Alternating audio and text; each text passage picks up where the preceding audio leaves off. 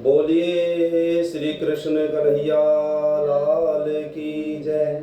श्री राधा रानी सरकार की जय। श्री निजानंद स्वामी की जय। श्री प्राणनाथ प्यारे की जय। श्री सतगुरु महाराज की जय। श्री बाईजुराज महारानी की जय।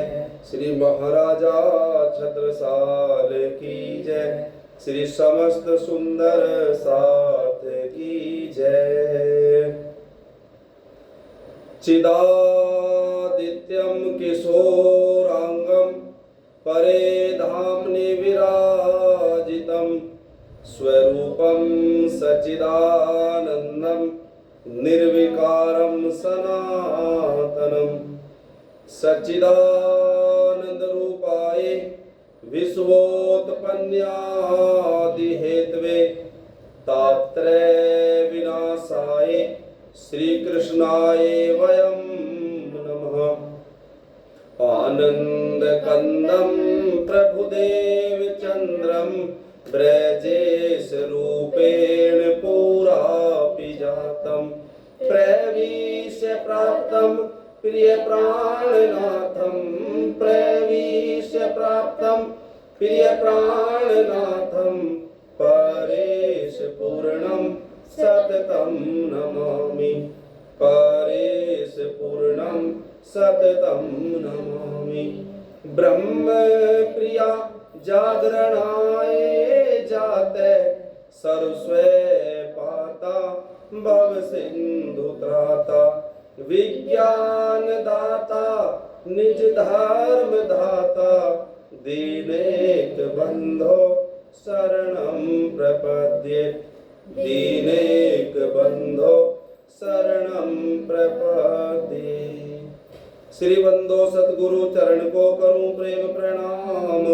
अशुभ हरण मंगल करण श्रीदेव चंद्र जी नाम। श्री राम रतन सतगुरु सत्य हो मेरे काटो सकल कलेश। चरणों में करो वंदना मेरे हृदय करो प्रवेश। श्री प्राणनाथ निज मूलपति श्री मेहरराज सुनाम। तेज कुमेरी श्यामा युगल पल पल करूं प्रणाम पल पल करूं प्रणाम। बोलिए श्री प्राणनाथ प्यारे की जय। श्री सद्गुरु महाराज की जय। सुंदर साथ जी, आज हम बीतक कथा चर्चा के 20वें दिन में प्रवेश कर रहे हैं। परब्रह्म परमात्मा श्री राजश्यामा परम सद्गुरु श्री राम रतन महाराज जी की अपार अपार कृपा हमारे ऊपर बरस रही है। सुंदर साथ जी, कल हमने सुना था बिहारी जी से श्री प्राणनाथ जी ने कहा, हे बिहारी जी, हम गांव-गांव शहर-शहर में जाकर के सुंदर साथ ब्रह्मश्रेष्ठियों को जगाएंगे। तभी सदगुरु ने जो सोचा था कि सबको जगा करके परम धाम ले जाना है, वो कार्य तभी पूर्ण होगा। लेकिन बिहारी जी ने मना कर दिया था कि मैं गांव-गांव शहर-शहर में नहीं जाऊंगा, और जिसको भी अपनी आत्मा जगानी हो वो स्वयं हमारे पास आकर के हमसे निज नाम ले ले और अपनी आत्मा को जगा ले। लेकिन श्री प्राणनाथ जी ने बहुत उनसे प्रार्थना करी, वो माने नहीं थे।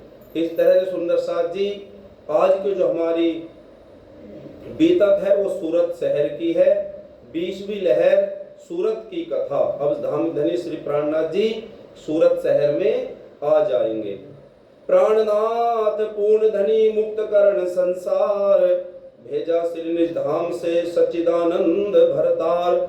ब्रह्म षष्ठी के कारणे प्राणनाथ जी आए, तारतम्य दे साथ को आत्मा दई जगाए।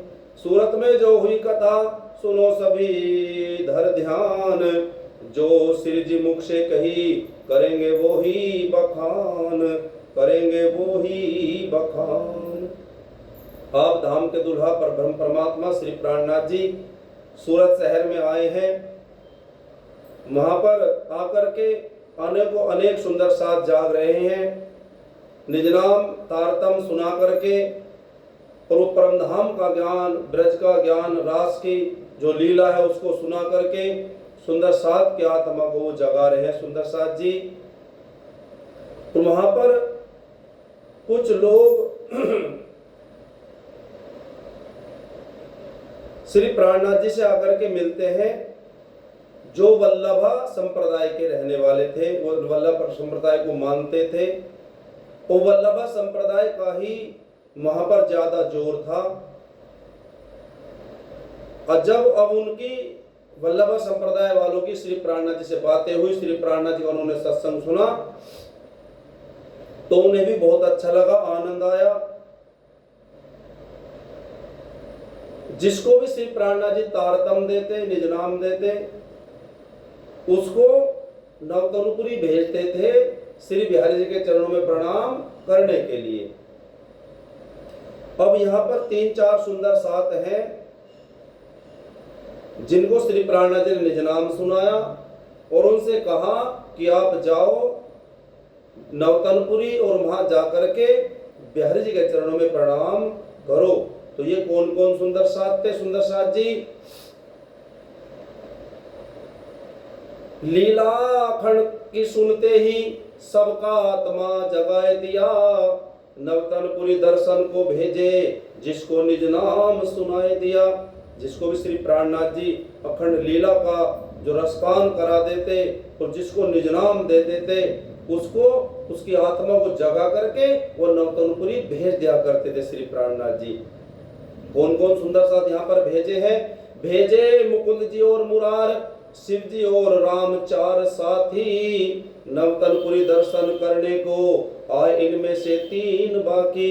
ये 4 सुंदर साथ है, मुकुंद जी, मुरार, शिव जी और राम जी।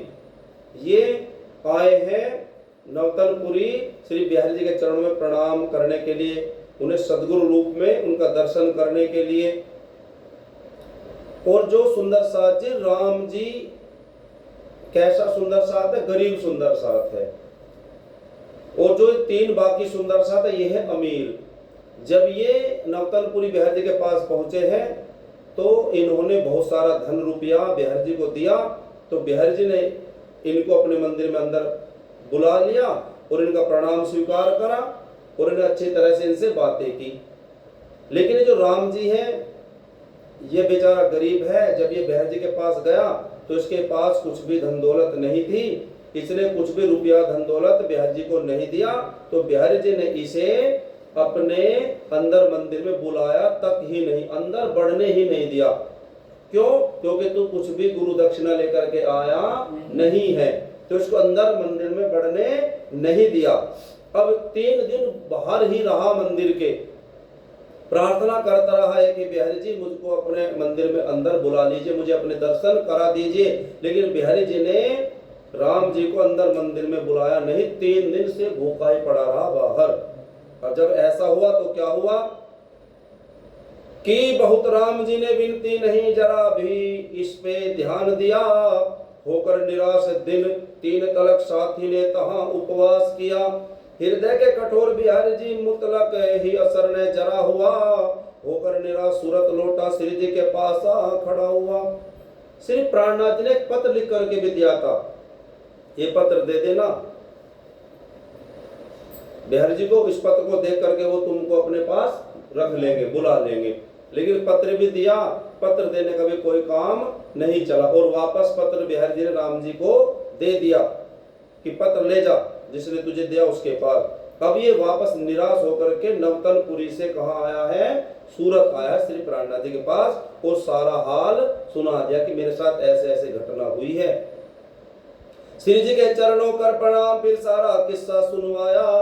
पत्री भी पीछे लौटा दी, मन में अफसोस बहुत पाया। श्री प्राणनाथ जी देखा कि मेरा पत्र लेकर के भी उन्होंने इसको अंदर बुलाया नहीं है, तो बड़ी अफसोस की बात, दुख सा जता रहे हैं श्री प्राणनाथ जी। इसमें श्री जी का बसने था ये मूल स्वरूप की कहनी थी, एक कारज कारण पा करके होनी तो होकर रहनी थी। लेकिन श्री प्राणनाथ जी, श्री राज जी महाराज कुछ और ही कराना चाहते हैं, इस वजह से ये सारे काम हो रहे हैं। आखिर राम जी भाई को श्री जी ने दिया दिलासा है, माया का जोर बता करके जी में बंधवा दी आशा है। श्री प्राणनाथ जी कह राम जी भाई से चिंता मत कर, सब कुछ ठीक हो जाएगा। जो किया खारिज धारा को वो भी श्री जी की शरण पड़ा। दूजे अब राम जी भाई भी आकर श्री जी के चरण गिरा। और इससे पहले किसको निकाल दिया था? धारा भाई को, सुंदर साथ से परिवार के सहित, है ना, उसे भी 1 साल पूरा हो गया था। अब इसे भी निकाल दिया राम जी को। अब जिसे भी बिहारी जी निकाल रहे हैं वो कहाँ आकर के रुक जाता है? श्री प्राणनाथ जी के पास। श्री प्राणनाथ जी सबको सहारा दे देते हैं। दोनों को श्री जी साहब ने धर्म में लिया मिलाए, गुरु पुत्र से बात ये कही किसी ने जाए। अब बिहार जी से ये बात बता दी किसने जा करके कि जिसको भी तुम निकाल दो उसे महाराज अपने पास रख ले। हो गए नाराज बिहारी जी, बोले ये नहीं मुनासिब है, हम जिसे निकाले देते हैं वो क्यों रखे नहीं वाजिब है। बिहारी जी गुस्सा करे कि जिसको मैं निकाला उसे महाराज रख रहा, ये बात महाराज की अच्छी नहीं है। मेरी आज्ञा को नहीं माने अच्छे बुजुर्ग बन बैठे हैं, हमने बिन पूछे मन चाहे वहां बादशाही कर बैठे हैं। मेरे बिना पूछे ही क्या बन रहा है? वो बड़ा बन रहा है मेरे से। कौन कह रहे? बिहारी जी महाराज जी को।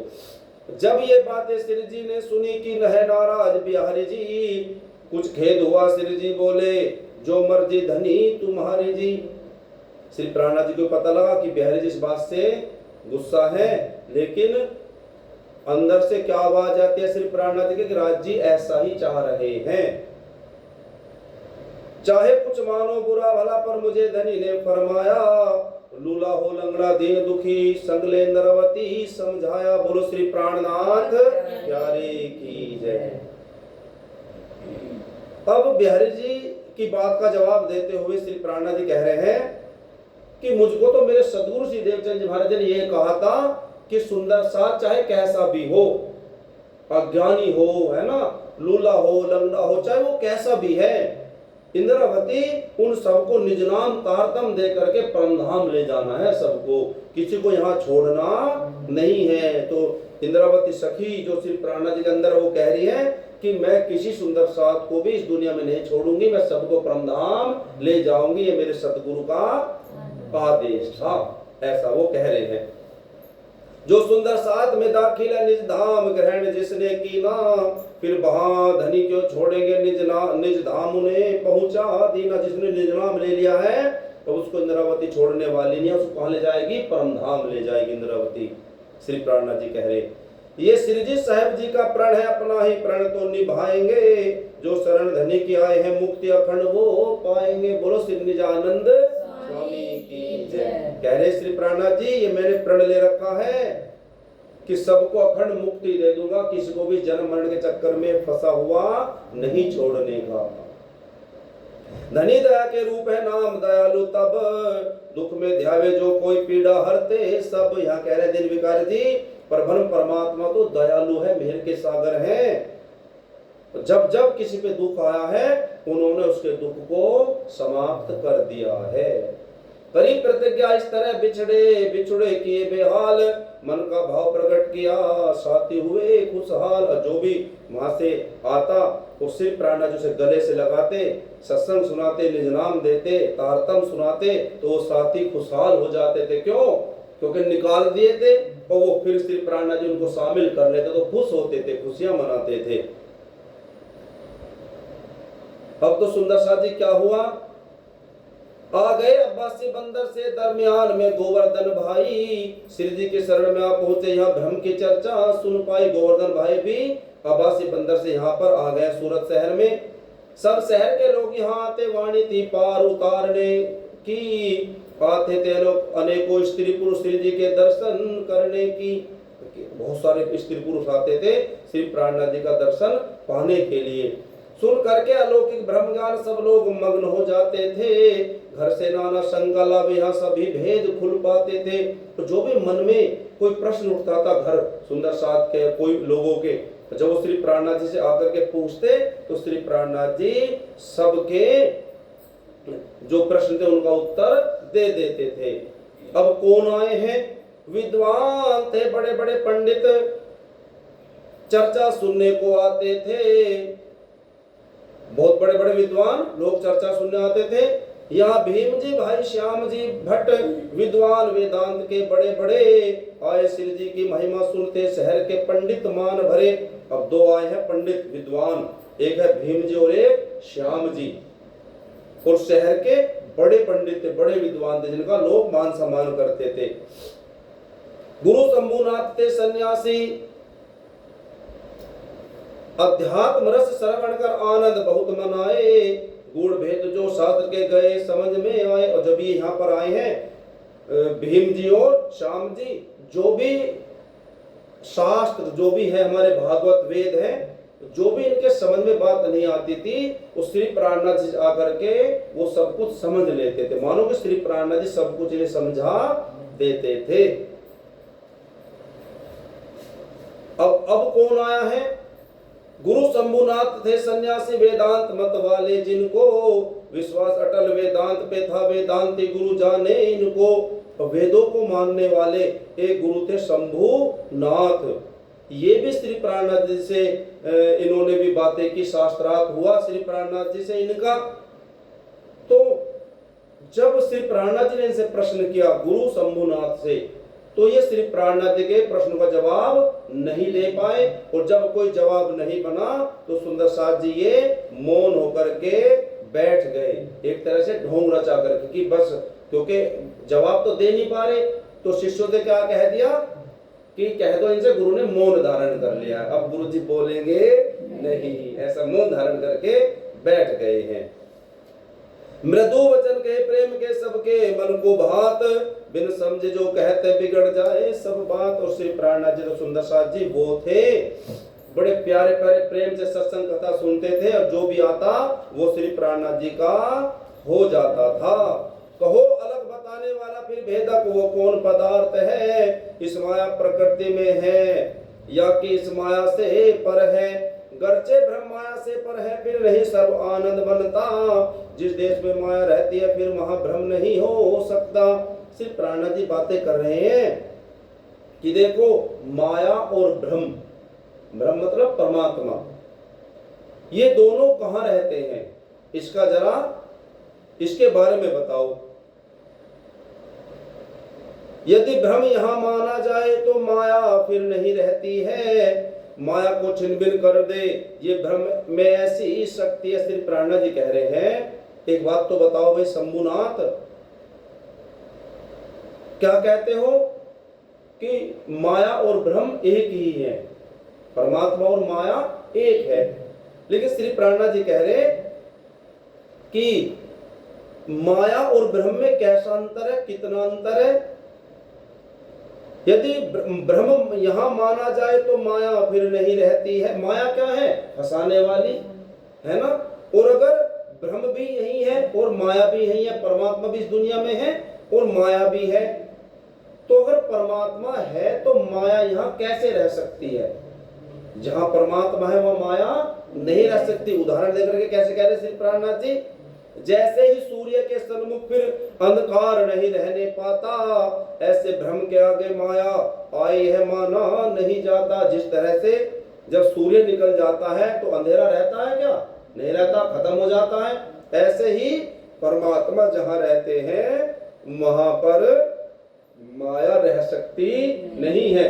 इसका मतलब कि या तो दुनिया में माया है या दुनिया में परमात्मा है, और अगर दुनिया में माया है तो परमात्मा कहीं और रहते हैं, और अगर वो कहीं और रहते हैं तो वो कहां रहते हैं, इसका उत्तर दो। इस तरह से बातें श्री प्राणनाथ जी की हो रही है। इस तरह अज्ञान अवस्था में भ्रम में माया है नजर पड़ी, जब भ्रम के रूप को जान लिया फिर माया नजर से जाए उड़ी। श्री प्राणनाथ जी कह रहे अज्ञानता में ज्ञान नहीं है, इस वजह से क्या कह रहे हैं कि भ्रम में माया है नजर, भ्रम में माया को देख रहे हो और माया में भ्रम को देख रहे हैं। जब भ्रम के रूप को जान लिया, और जब आप अभी तो आप माया को परमात्मा कह रहे हो, परमात्मा को माया कह रहे हो, लेकिन जब आप तारतम्य ज्ञान के द्वारा परमात्मा को जान जाओगे तो फिर आपसे माया दूर चली जाएगी, यानी कि आपको पता चल जाएगा कि माया क्या है और परमात्मा क्या है, दोनों अलग अलग हैं। सूक्ष्म और स्थूल भी कारण तीन शरीर, तीनों छोड़े जीव जब हो भ्रम रूप अखीर। सृजने बात सुन मन में किया विचार, कितने दिन चर्चा सुन मिटा नहीं अंधकार। सृजने कहा कीर्तन ब्रह्मा रूप बताए, श्रीमुख वाणी में लिखा सुनो सभी चित ल्याए।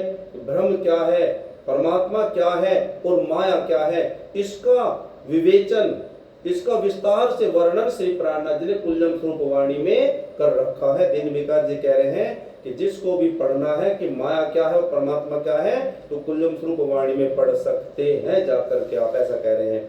और यहाँ पर 3 शरीर है सुंदर साथ जी, सूक्ष्म, स्थूल और कारण। स्थूल शरीर होता है जो ये हमारा शरीर जो दिखता है, इसे क्यों क्या कहते हैं, स्थूल शरीर। एक होता है सूक्ष्म शरीर जो इसके अंदर होता है। जब इंसान मर जाता है तो आत्मा के साथ वो अंदर का शरीर जिसे सूक्ष्म शरीर कहते हैं वो उसे लेकर के जाती है। ये स्थूल यहीं पड़ा रह जाता है और इसके अंदर जो सूक्ष्म शरीर है वो आत्मा के साथ, जीव के साथ जाता है दुख भोगने के लिए। नरकों में जो दुख भोगता है वो कौन भोगता है, सूक्ष्म शरीर। ये तो यहीं पर रह जाता है स्थूल। एक कारण शरीर और है जो इन दोनों से अलग है। तो संतों ने कितने शरीर बताए हैं, 3, स्थूल, सूक्ष्म और कारण। सब निश्चय करके कहो घर अखंड पर ब्रह्म, तुमने 3 शरीर तज पाया ज्ञान आत्मन। और जब तीनों शरीर को हम त्याग देते हैं, इसको भी त्याग दे, स्थूल को, आत्मा ने सूक्ष्म भी छोड़ दिया और कारण भी छोड़ दिया, तब जाकर के वो परमात्मा से मिलती है। जब तक संशय भ्रम मिटे नहीं तब तक होता हैरान फिरे। जब सब में ब्रह्म सच्चिदानंद है फिर क्यों जन्मे काहे को मरे। श्री प्राणनाथ जी कह रहे हैं, कहते हैं ना बहुत गुरु लोग कि सब में परमात्मा है, सबके अंदर परमात्मा है। श्री प्राणनाथ जी कह रहे हैं अगर सबके अंदर परमात्मा है तो परमात्मा कैसे है, अखंड अविनाशी जो कभी मरते नहीं है। तो जब सबके अंदर परमात्मा तो फिर मर क्यों रहे हैं लोग, मरना नहीं चाहिए ना, ऐसा कह रहे हैं। फिर मर क्यों रहे हैं। सूक्ष्म, स्थूल और कारण फिर 3 रूप से कौन धरे। भ्रम तो माया के परे रहे फिर इस माया में कौन पड़े। और फिर इन तीनों शरीर को कौन धारण कर रहा है, परमात्मा थोड़ी धारण करता है इन्हें। फिर इनमें भ्रम को दबा लिया, फिर इसने भ्रम को दबा लिया। माया को ज्ञानी लोग सदा कुछ भी नहीं चीज बताते हैं, फिर इसने भ्रम को दबा लिया, इस बात को आप मानते हैं। जब सब में भ्रम दिखाता है तो गुरु शिष्य दोनों भ्रम हैं। स्वामी सेवक का भाव कहाँ, जो तुम हो फिर वो ही हमें। इस तरह से आपस में बातें हो रही हैं। श्री प्राणनाथ जी कह रहे हैं कि आप कहते हो कि सबके अंदर परमात्मा है, और अगर सबके अंदर परमात्मा है तो फिर एक गुरु क्यों है और एक शिष्य क्यों है। क्योंकि दोनों सब फिर तो एक होगी जब सब सूर्य ही है, जब सब परमात्मा ही है तो फिर छोट बड़ा ही क्यों, गुरु बड़ा और शिष्य छोटा, फिर ऐसा क्यों है। ये ज्ञान तुम्हारा भ्रम में है, खुद भ्रम में डूबे बैठे हो, फिरते हो ज्ञान अंधेरे में स्वप्ने की शैया ऐठे हो। सिद्ध प्राणनाथ कह रहे कि तुम्हें, तुम्हारा जो ज्ञान है ना ये माया का ज्ञान है, भ्रम में तुम फंसे हुए हो, तुम्हें अभी हकीकत का पता नहीं है, सच्चाई क्या है। तो सच्चाई तो यह है सुंदर साथ जी कि माया अलग है और ब्रह्म परमात्मा तो अपने अखंड परम धाम में रहते हैं। श्री जी के यो वचन सुन बड़ी जिज्ञासाए, क्षर अक्षरातीत का भेद समझ सब पाए। माया और भ्रम का भेद समझ उम्र भ्रम उड़ा भीम भाई जागे। हमको तो तब तक पता ये था कुछ और न निराकार आगे। और जो भीम भाई है, अब जब वो इस तरह से सत्संग सुन पा रहा है श्री प्राणनाथ जी का, तो मानो कि उसके समझ में आ रहा है कि ब्रह्म क्या है और माया क्या है, और क्षर अक्षर अक्षरातीत के सारे भेद उसकी समझ में आ रहे हैं। किसकी, भीम भाई की। भीम और श्याम 2 आए थे ना। हमको तो सबका स्वरूप बतला श्री जी सब कुछ जाहिर कर देना है। आत्म दृष्टि खुल गई इनकी मन का संशय हर लेना है। सत्संग सुना श्री प्राणनाथ जी से तो मानो कि भीम भाई के अंदर जो भी संशय शक था वो सारा मिट गया है। फिर भो भीम जी भाई प्रेम सहित अपना परिवार संग लाकर सुन लिया सभी ने तारतम श्री जी के चरणों में गिरकर। भीम भाई अपने पूरे परिवार के सहित आए हैं और श्री प्राणनाथ जी से निज नाम ले लिया है। वहां वल्लभाचार्य मत वाले गोविंद व्यास जी रहते थे। टीका जो किया श्री वल्लभ जी वही कथा भागवत कहते थे। और वहीं पर एक कौन रहते थे? गोविंद व्यास जी। वल्लभाचार्य जी जो हुए हैं ना, तो उन्होंने श्रीमद् भागवत का हिंदी अर्थ करा, तो वो उसी हिंदी अर्थ को पढ़ के सबको सुनाते थे। कौन? गोविंद व्यास जी। लेकिन 40 प्रश्न थे ऐसे जो गोविंद व्यास जी को जिनका मतलब पता नहीं था, तो वो श्री प्राणनाथ जी के पास आए हैं। श्री प्राणनाथ जी के पास जब वो आए, उन्होंने श्री प्राणनाथ जी को 40 प्रश्न दिए, तो श्री प्राणनाथ जी ने तारतम की शक्ति से उन 40 प्रश्नों का उत्तर गोविंद व्यास को स्पष्ट कर दिया है। बोलो श्री प्राणनाथ प्यारे की जय। श्री जी ने कुछ जोश में कीर्तन लिखी बनाए, वचन विचारों मिल सभी वाणी श्री वल्लभ राय। जब ये बातें वहां पर हुई तो सुंदर साथ जी श्री जी के द्वारा क्रंतन ग्रंथ में कुछ चौपाइयां अवतरित हुई हैं कि जो वल्लभाचार्य को मानने वाले उनके संप्रदाय वाले हैं, वो जरा उनकी वाणी पर विचार करें कि उन्होंने अपने वाणी में क्या कहा है। अर्थ कोई समझे नहीं फिरे अंधेरे माही, झूठे उर्जे झूठ में साज रुचे न काई। दीन बेकार जी कह रहे हैं कि देखो जो शास्त्र है उनके सही अर्थ कोई जानता तो है नहीं, बस ऐसे झूठा और झूठे सब आपस में मिल करके खेल रहे हैं इस संसार में। सच को कोई जानता ही नहीं है। मालिक से धोखा करो वो जाने सब बात, अंतर्यामी है प्रभु चले वहां क्यों हो घात। परमात्मा तो जानते हैं। कोई गुरु बना बैठा है और शास्त्रों का ज्ञान उसके पास है नहीं, और बहुत सारे शिष्य बैठे हुए हैं, अब वो उनको जैसा चाहे वैसा बता दे। तो श्री प्राणनाथ जी कह रहे हैं कि देखो वो शिष्य तो नहीं जानते, लेकिन परमात्मा तो जानते हैं कि आप उसको गलत बता रहे हो, कह रहे हो। परमात्मा जानते हैं तो परमात्मा के वहां धोखा नहीं चलेगा।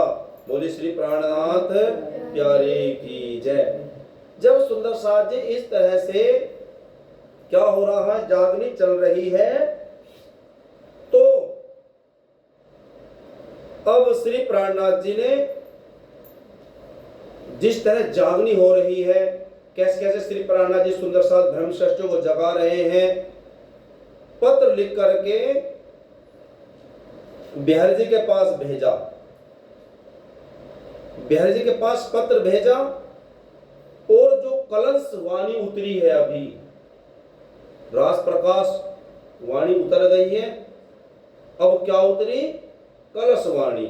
और श्री प्राणनाथ जी ने कलश वाणी और पत्र लिख करके बिहारी जी के पास भेज दिया है। यहां पर किया कलश ग्रंथ पूरा शुरू नवतनपुरी से कर आए, श्री बिहारी जी ने धर्म नियम लिखकर श्री जी पे भिजवाए। जो कलश ग्रंथ था वो नवतनपुरी में उसकी शुरुआत हुई थी उतरने की, चौपाई उतरनी शुरू हुई थी, लेकिन यहाँ पर आकर के सूरत में वो कलश ग्रंथ पूरा हो गया है। अब बिहारी जी ने क्या करा? एक पत्र श्री प्राणनाथ जी के पास भिजवाया है। उसमें क्या लिखा है पत्र में? जब मिली वो पत्री श्री जी को, उसमें क्या थी बात लिखी, बांधे हैं हमने धर्म नियम, ये नियम थे क्या एक घात लिखी। उस पत्र में जब श्री प्राणनाथ जी ने पढ़ा तो उस पत्र में कुछ नियम लिख करके श्री बिहारी जी ने प्राणनाथ जी को भेज दिया। नियम क्या थे? पहले तो नीच वर्ण वाले को नाही तारतम्य देना, दूजे जो विधवा स्त्री हो उसको भी शरण नहीं लेना। पत्र में क्या लिखा था कि जो नीची जाति के लोग हैं उनको कभी भी निज नाम नहीं देना है, और जो विधवा स्त्री है उसको भी निज नाम नहीं देना है। तीसरे तुम्हारे और मेरे कोई न तारतम्य देवे, इन बातों का पालन करना, उज्ज्वलता धर्म ये तब लेवे। और एक जो तारतम देगा मैं देऊंगा, बिहारी जी कह रहे मैं और मेरा तू, केवल हम दोनों को अधिकार होगा तारतम निज नाम देने का, और हमारे सिवा कोई नहीं देगा। ये बातें पत्र में लिख करके श्री प्राणनाथ के पास भिजवा दी है। उत्तम ये शोभेगा फिर तो जो धर्म हमारा ऊंचा है, निंदा फिर कोई करे नहीं जब खेत में उस स्वच्छ जल सींचा है, तो इससे हमारा धर्म बढ़ता चला जाएगा। पत्री श्री जी साहब पढ़ी लिखी जो ऐसी बात, श्री जी साहब हैरान हो मन ही मन मुस्कात, और मुस्कुराने की देखो कैसी अटपटी बातें बिहारी जी ने पत्र में लिख दी है। अफसोस किया उत्तर लिखा भेजा है पास बिहारी जी, अंदर की दृष्टि खोल के तो करो बात विचार हमारी जी। यह 3 नियम जो लिखे सदगुरु हुक्म के बाधक हैं, श्री निजानंद का हुक्म जो है हम सदा उसी के पालक हैं। पत्र लिख करके फिर श्री प्राणनाथ जी ने भेजा बिहारी जी के पास। उसमें क्या लिखा था, हे बिहारी जी कुछ तो सोच समझ करके बातें करो, आपने तो ऐसे ही अनायास नियम बना दिए हैं, ये तो सतगुरु के जो सतगुरु ने जो नियम चलाए थे उसके विरुद्ध है, अलग है। यदि चले उन्हीं की आज्ञा पर तो नीच ऊंच का भेद नहीं, जिस वर्ण में भ्रम वासना हो जागृत करने में खेद नहीं। पत्र में क्या लिखा है, सतगुरु ने ये कहा था कि ब्रह्म आत्मा ब्रह्म सृष्टि जिसके अंदर भी है, चाहे वो नीची जाति का है चाहे ऊंची जाति का है, उसको निज नाम देना है और उसके आत्मा को जगह देना है।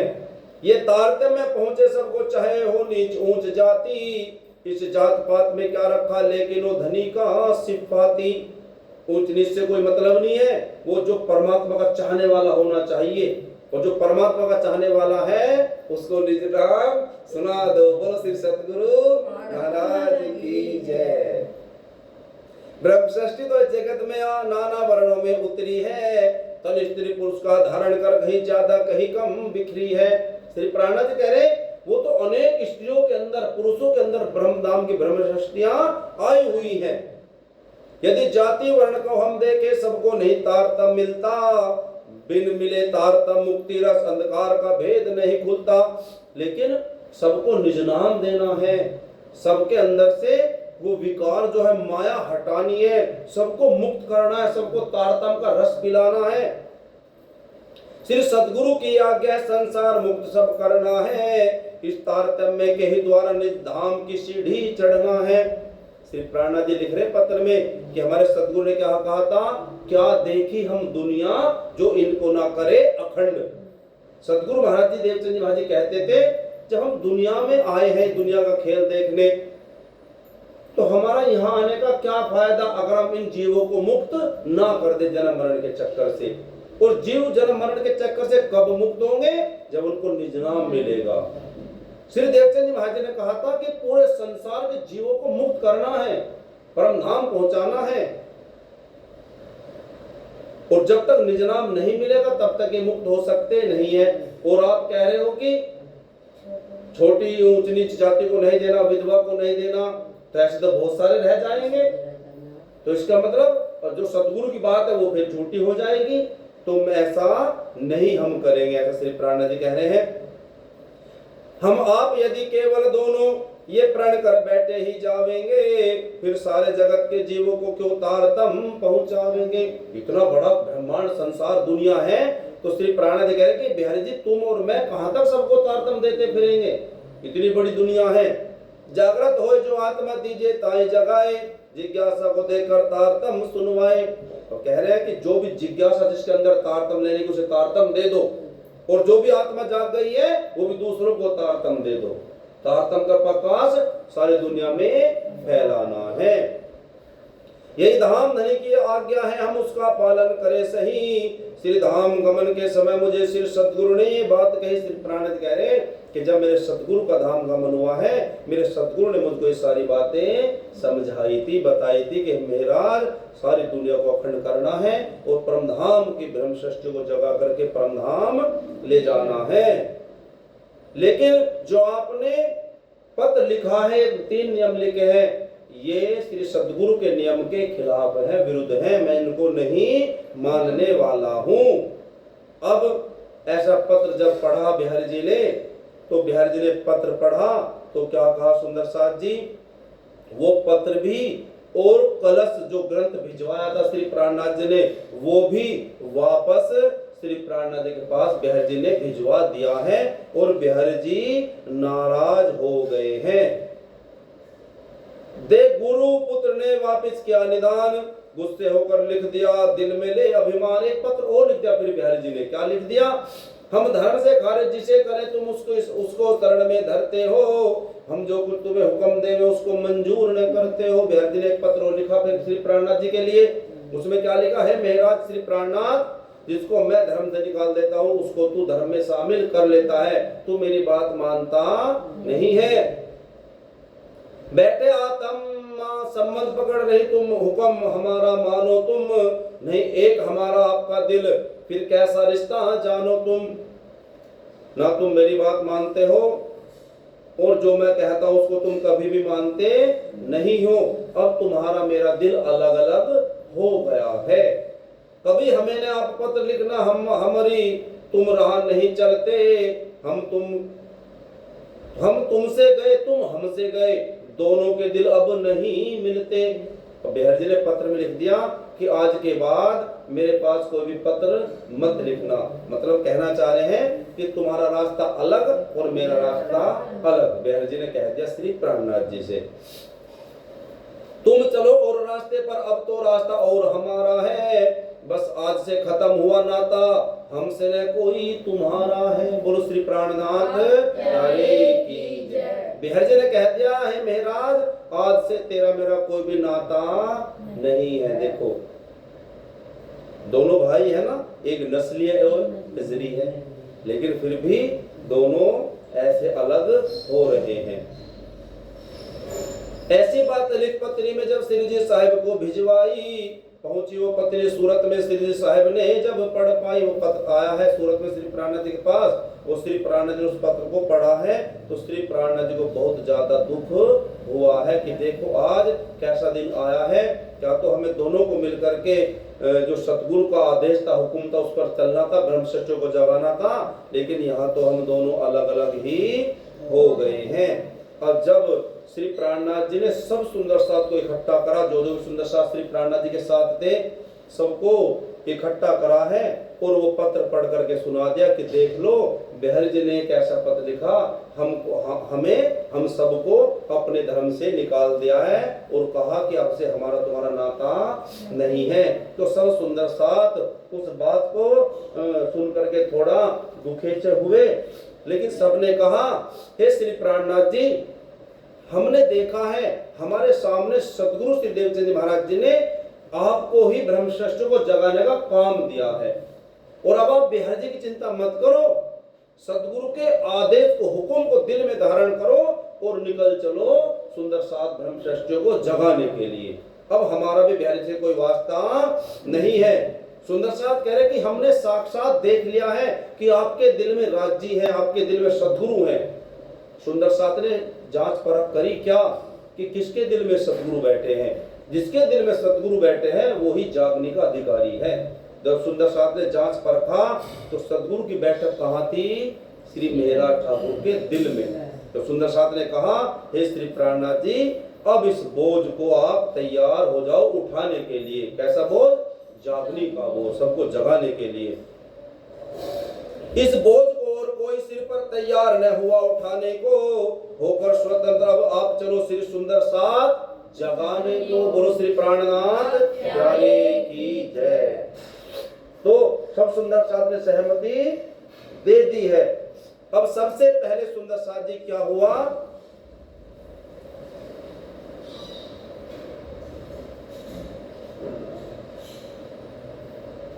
जो भीम भाई हैं अब वो अपने घर श्री प्राणनाथ जी को ले गए हैं।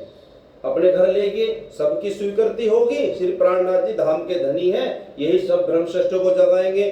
तो अब भीम भाई जी अपने घर श्री प्राणनाथ जी को ले गए और श्री प्राणनाथ जी को सिंहासन पर बैठा करके बैजुराज महारानी से उनकी आरती उतरवाई है।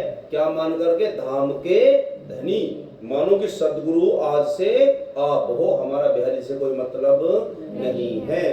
तो सब श्री बैजुराज महारानी ने उनकी आरती उतारी है। पहले था आपको पधराया अपने घर श्री भीम भाई, आरती सिंहासन पधरा कर श्री बाईजीराज से उतराई, सिंहासन श्यामा सहित पधराए श्रीनाथ, किनो भीम ने आरती हर से सुंदर साथ। और फिर पहले तो सिंहासन पर श्री प्राणनाथ जी को बैठा कर बाईजीराज महाराज से आरती उतरवाई, फिर सिंहासन पर श्री प्राणनाथ जी के साथ श्री बाईजीराज महाराज को बैठाया, और फिर आरती किसने उतारी? भीम भाई ने। और सब सुंदर साथ ने फिर आरती उतारी है। और फिर पत्र लिख दिया, सब सुंदर साथ की मति लेकर श्री बिहारी जी को पत्र लिखा, हमको है आपने अलग किया तो हुक्म आपका सिर पे रखा, इस बात की चिंता कोई नहीं गुरु आज्ञा का पालन करना, श्री तारतम्य के ही द्वारा सब साथ का मेला भरना। एक पत्र और लिख दिया कि तुमने हमें निकाल दिया, हमें कोई चिंता नहीं है, हम तो सदगुरु के बताए हुए रास्ते पर चल रहे हैं। श्री प्राणनाथ जी ने कहा कि मुझको तो 36,000 रूहों को जगा करके उनका मेला करना है, मेरे सदगुरु ने मुझको कहा था। सब सुंदर साथ जगा करके श्री परमधाम होगा मिलना, हमने सिर पर है बोझ लिया परमार्थ पर हमको चलना। और ऐसा श्री प्राणनाथ जी ने कह दिया है, पत्र लिख दिया, पत्र भेज दिया। अब क्या हुआ सुंदर साथ जी, जो लक्ष्मण सेठ थे वो ठट्टा नगर में मिले थे श्री प्राणनाथ जी से। श्री प्राणनाथ जी से उन्होंने निज नाम सुना। अब जब श्री प्राणनाथ जी ने से उन्होंने निज नाम सुना था तो उनकी आत्मा जाग गई थी। तो लक्ष्मण सेठ श्री लालदास जी महाराज जी वो भी सुंदर साथ को सत्संग सुनाया करते थे, और अनेक सुंदर साथ की आत्मा को उन्होंने जगा दिया था।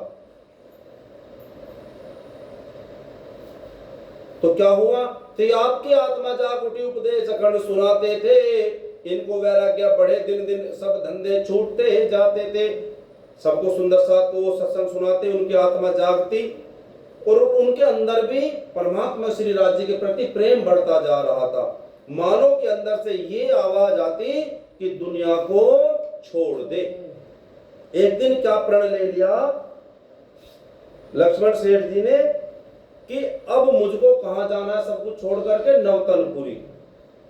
अभी तक जो घटना हुई है, श्री प्राणनाथ जी और बिहारी जी अलग अलग हो गए हैं, ये अभी लक्ष्मण सेठ को पता नहीं है। तो लक्ष्मण सेठ ने क्या सोचा कि अब मैं सब कुछ छोड़ करके कहां चला जाऊंगा? नवतनपुरी। बिहारी जी गद्दी पर है, उनके चरणों में प्रणाम करूंगा जाकर के कि मैंने सब कुछ छोड़ दिया है, अब मुझको जागने का काम ही करना है। तो प्रण ले लिया कि मैं अब जब तक नवतनपुरी जाकर के बिहारी जी के चरणों में प्रणाम नहीं करूंगा तब तक मैं अन्न नहीं खाऊंगा, केवल फल ही खाऊंगा। अब इधर क्या हुआ, सारा काम उसे छूटता जा रहा है, जो सारा व्यापार था वो सारा ठप हो गया है, दुकान थी उसमें आग लग गई।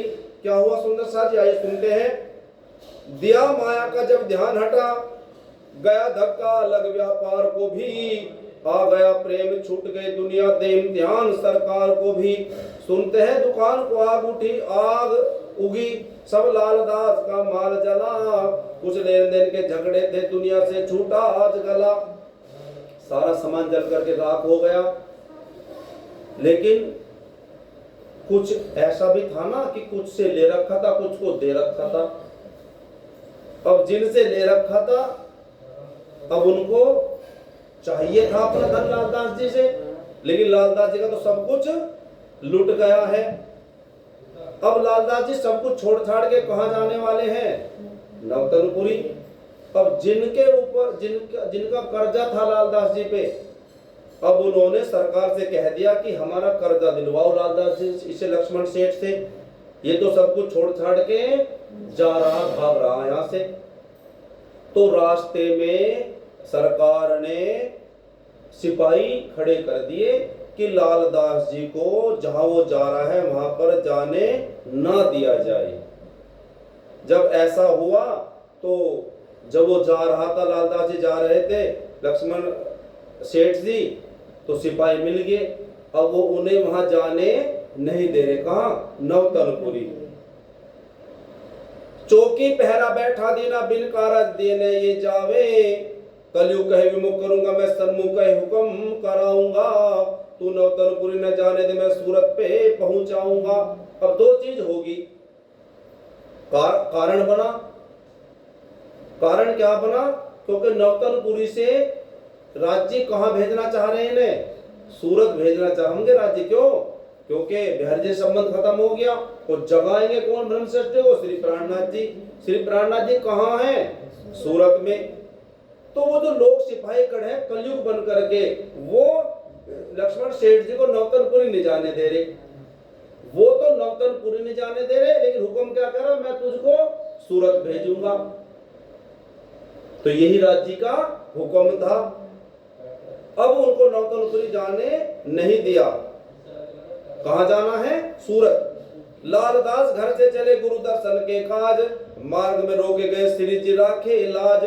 चले लालदास पोरबंदर से दर्शन श्री नौतनपुरी करने, चौकीदार ने रोका जब तो बहुत लगे कहने सुनने, नहीं ध्यान दिया कि बात पे भी किया ये विचार श्री लाल ने घिर, जो कुछ धनी का धाम की इच्छा है मेरा क्या जोर चलेगा फिर, सूरत जाने की इच्छा है मेरे धनी तो ले चलिएगा, ऐसा ही जान लाल स्वामी कहा सूरत नौतन समझिएगा। और वो नौतनपुरी नहीं जान दे रहे, तो लालदास जी अंदर से सोच रहे शायद राज्य के ऐसा ही राज्य का ऐसा ही आदेश है, मुझको नौतनपुरी नहीं जाना, मुझको कहाँ जाना है? सूरत जाना है। अब श्री प्राण लालदास जी महाराज जी लक्ष्मण सेठ जी कहाँ पहुंच गए? नौतनपुरी के बजाय सूरत पहुंच गए। अब जाकर के श्री प्राणनाथ जी के चरणों में प्रणाम किया है। जब चरणों में प्रणाम किया तो श्री प्राणनाथ जी के से सारा किस्सा सुना दिया लक्ष्मण सेठ ने कि मेरा तो सब कुछ खत्म हो गया और मैंने प्रण ले रखा अन्ना खाने का, और मुझको कहाँ जाना है? नौतनपुरी। लेकिन सारा किस्सा सुना दिया, मैं यहाँ तो ऐसे गलत तरीके से आ गया हूँ। और जब ऐसा हुआ श्री प्राणनाथ जी कोई बात नहीं, जो कुछ हुआ सही हुआ। अब भोजन उधर तैयार था। श्री प्राणनाथ जी ने कहा कि चलो भोजन करो, प्रसाद ग्रहण कर लो। तो क्या कह रहे हैं लालदास जी महाराज?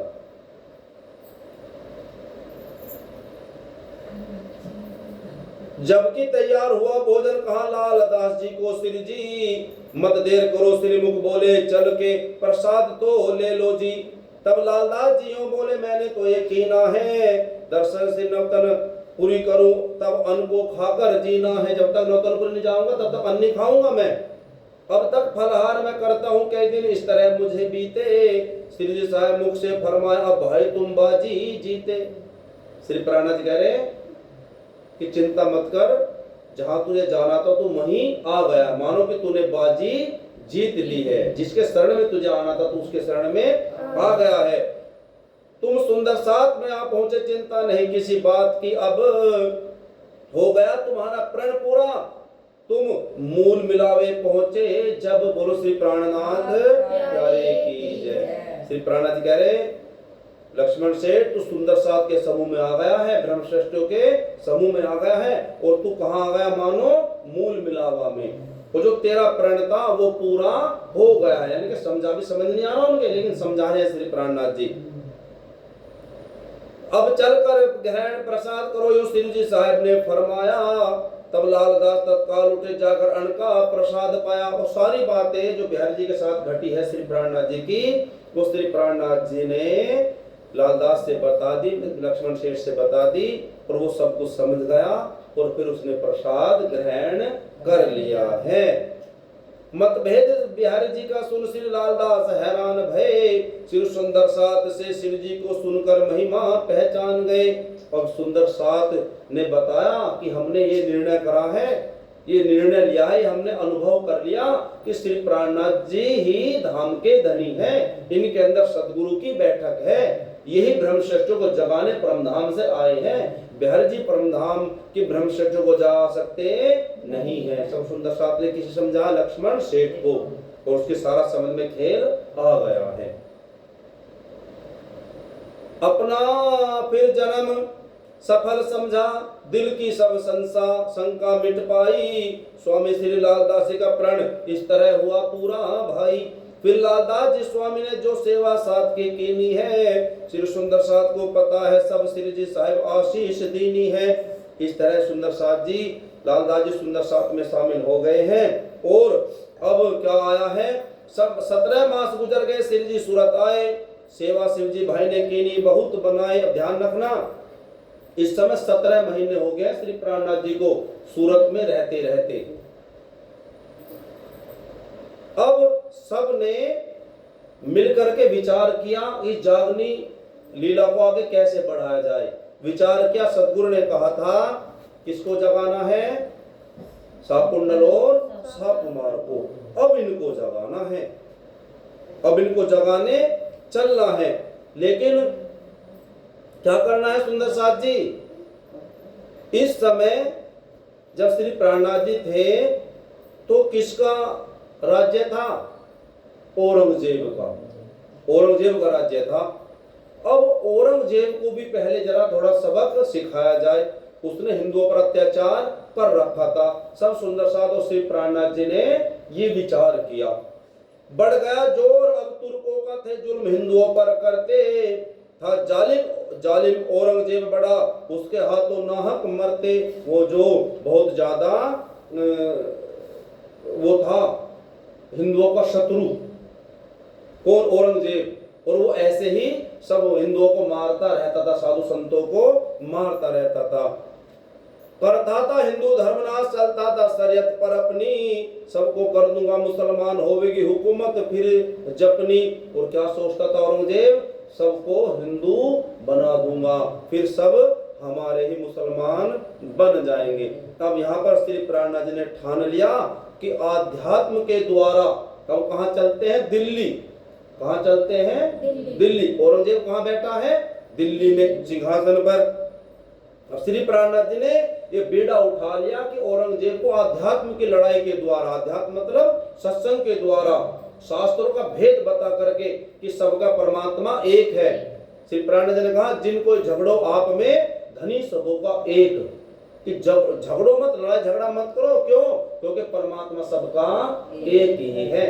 और जो हमारे वेद है ना, 4 वेद है, उसमें एक नाम है ऋग्वेद। तो ऋग्वेद के अंदर भी कहा गया है एकम सद, परमात्मा एक है, तो लड़ाई झगड़ा मत करो। तो श्री प्राणनाथ जी ने क्या ठान लिया कि हम दिल्ली चलेंगे और औरंगजेब को समझाएंगे धर्म के द्वारा, और फिर वो परिणामी बन जाएगा, हिंदू बन जाएगा, तो फिर सारा झगड़ा ही खत्म हो जाएगा। इस तरह से सारे सुंदर साथ इकट्ठा होकर के कहां जा रहे हैं, दिल्ली के तरफ रवाना हो गए हैं।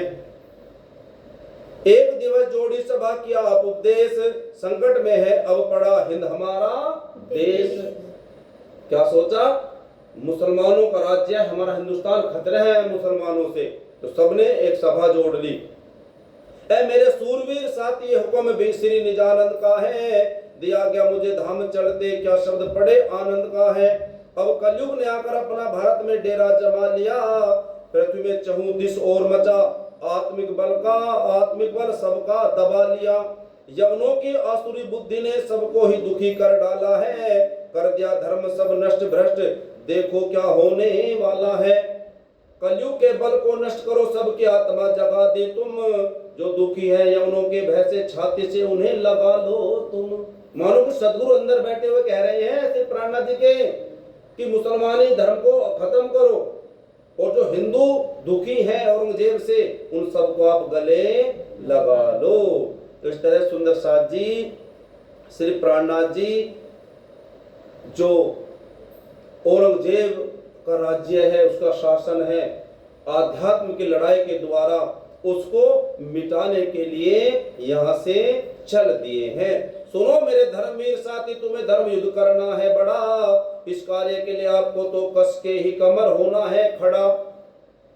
होगा यवनों से धर्म युद्ध, आत्मा के बल लड़ना होगा, हिंदुत्व बचाने की खातिर न जाने क्या क्या करना होगा। श्री प्राणनाथ जी उपदेश दे रहे सबको, अब दिल्ली जाएंगे ना कि तैयार हो जाओ, कमर कस लो, पता नहीं क्या क्या करना पड़ेगा हमें औरंगजेब को हराने के लिए, हिंदू धर्म बचाने के लिए। घबराने की कुछ बात नहीं, हम पे श्री राज सहाय है, चल पड़े हैं सूरत से दिल्ली, संग 500 साथी भाई है। बोलो श्री प्राणनाथ प्यारे की जय। याद रखना कितने महीने रहे सूरत में? 17 महीने। अब यहाँ पर 500 सुंदर साथ जाग गए हैं सब आत्माएं। कितने साथी हो गए श्री प्राणनाथ जी के साथ? 500। अब कैसे चले हैं देखो लेकर के श्री प्राणनाथ जी को। सूरवीर सब धर्म के बड़े बड़े सरदार, कांधे पर सुखपाल में श्री प्राणनाथ भरतार। सुखपाल बनाया है, उसमें श्री प्राणनाथ जी को बैठा। श्री प्राणनाथ जी पैदल नहीं चल रहे, सुखपाल बना, उसमें श्री प्राणनाथ जी को बैठा लिया और कंधों पर उठा करके ले जा रहे हैं श्री प्राणनाथ जी को जयकारा लगाते हुए। जयकारा सब बोलते करे पवित्र मुखवान, श्री जी के उपदेश को करते आवे गान। यहाँ तक सूरत की कथा हुई समाप्त आन, गलती हो करने क्षमा, दीन अपना जान, दीन अपना जान। 20वीं लहर समाप्त। तो सुंदर साथी अब लक्ष्मण सेठ भी आकर के मिल गए हैं। तो श्री प्राणनाथ जी जागनी यात्रा को सूरत से दिल्ली की तरफ लेकर के चल दिए हैं। अब हम कल की बीतक में सुनेंगे श्री जी का दिल्ली तरफ जाना, कैसे कैसे जाएंगे। फिर श्री प्राणनाथ जी कहाँ चले जाएंगे? दिल्ली जाने से पहले औरंगजेब का काम अभी बाद में करेंगे। कहाँ जाएंगे पहले? कुंभ का मेला आने वाला है उस समय हरिद्वार में, तो श्री प्राणनाथ जी पहले कहाँ जाएंगे? कुंभ के मेले में। आइए सुंदर साथ जी आज की बीतक कथा को हम यहीं पर विराम देते हैं। बोलो श्री कृष्ण कन्हैया लाल की जय, श्री निजानंद स्वामी की जय, श्री प्राणनाथ प्यारे की जय, श्री सद्गुरु महाराज की जय, श्री बाईजूराज महारानी की जय, श्री महाराजा छत्रसाल की जय, श्री समस्त सुंदर सात की जय, तीनोंपुरी धाम की जय, शेरपुर धाम की जय। जय जय